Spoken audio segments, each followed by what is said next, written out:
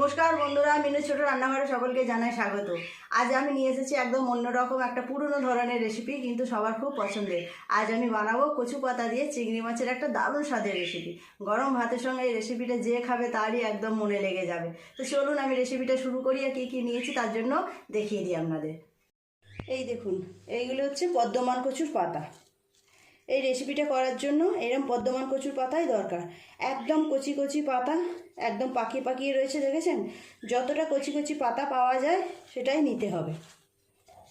পাতাগুলো আমি অনেকক্ষণ জলে ভিজিয়ে রেখেছিলাম, খুব ভালো করে ধুয়ে পরিষ্কার করে নিয়েছি। এগুলোকে একটু ছোটো ছোটো করে কেটে আর সেদ্ধ করতে দেবো।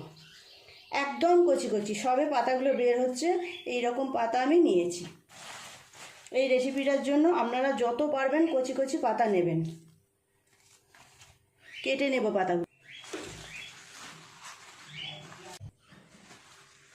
খুব বেশি ছোট করার দরকার নেই, একদম সিদ্ধ হবে। এই রকম সাইজ করে কেটে নেব।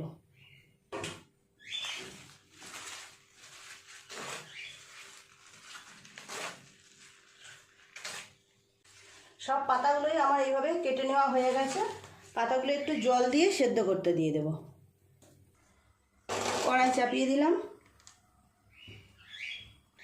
জল দিয়ে দেব কিছুটা।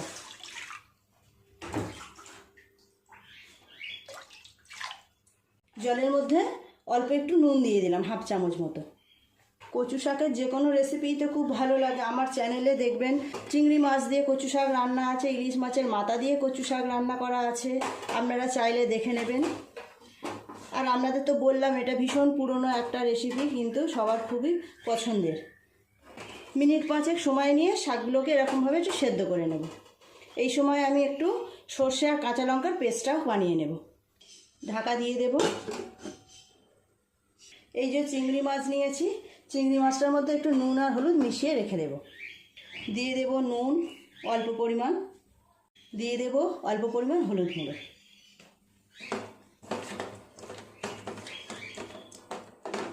সাইডে রেখে দেবো।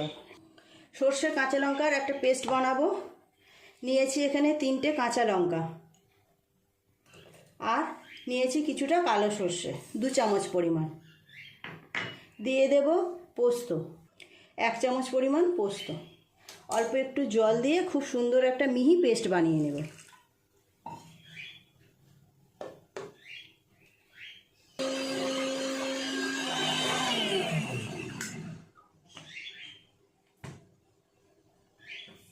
পেস্টটা হয়ে গেছে, রেখে দেবো সাইডে।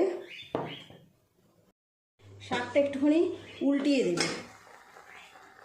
এই পাশটা সেদ্ধ হয়ে গেছে, একটুখানি এইভাবে ঘেঁটে। আপনাদের যদি মনে হয় এই পাতা গালে লাগতে পারে, তাহলে আপনারা একটু লেবুর রস বা ভিনিগারও দিয়ে দিতে পারেন। হাফ চামচ ভিনিগার দিয়ে দেবে জলের মধ্যে।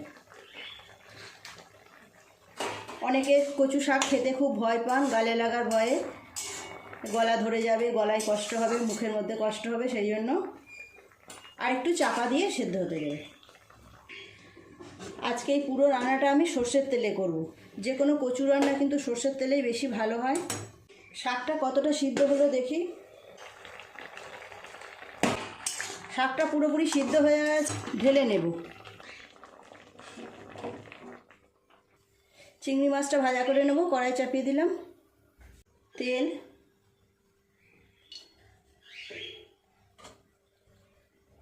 তেল গরম হয়ে গেছে, দিয়ে দেবো চিংড়ি মাছগুলো। খুব বেশিক্ষণ সময় নিয়ে ভাজার দরকার নেই, অল্প একটু নেড়ে চেড়েই নামিয়ে নিলে হয়ে যাবে। চিংড়ি মাছ ভাজা হতে বেশি সময় লাগে না।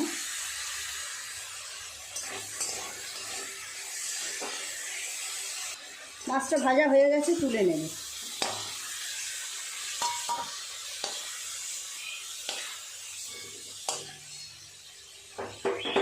এর ওপর আরেকটু তেল দিয়ে দেব।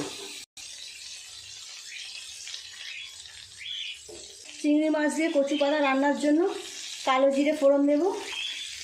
দিয়ে দিলাম হাফ চামচ কালো জিরে।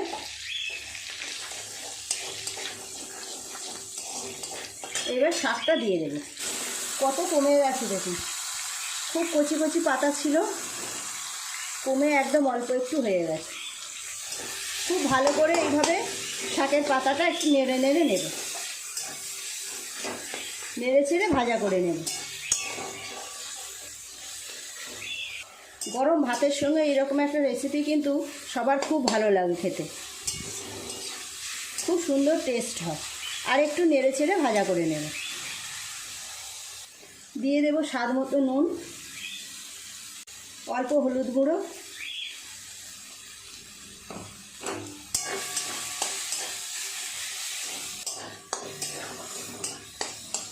দিয়ে দেব সর্ষে কাঁচা লঙ্কা পোস্তর বাটাটা,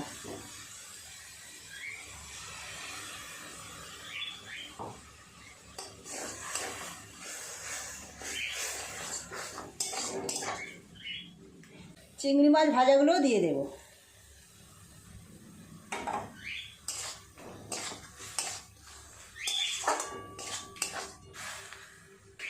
কচু শাক রান্নায় একটু চিনি দিতে হয়, দিয়ে দেব অল্প পরিমাণ চিনি, 1 চামচ। খুব ভালো করে সমস্ত কিছু একটু নেড়ে চেড়ে ভাজা ভাজা করে নেব। কত কম সময়ে একটা কত সুন্দর মুখরোচক রেসিপি তৈরি হয়ে গেল দেখুন।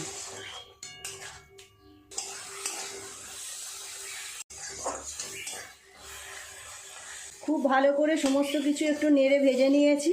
দিয়ে দেব খুব অল্প পরিমাণে জল, খুব অল্প জল দেব।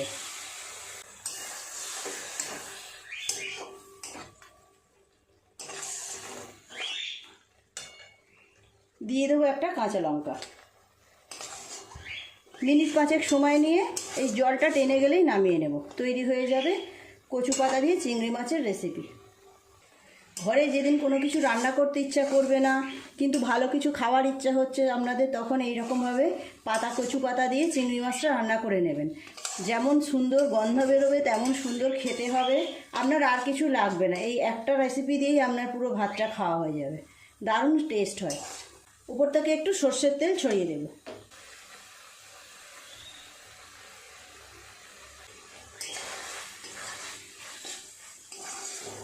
আর একটু শুকনো ভাব হয়ে গেলেই নামিয়ে নেব।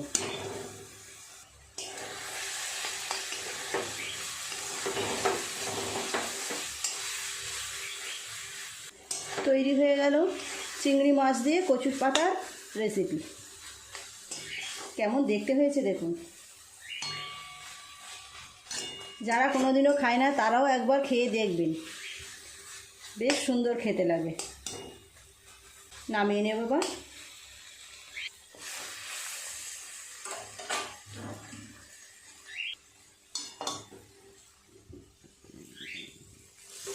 কত কম সময়ে কত সুন্দর একটা রেসিপি তৈরি হয়ে গেল।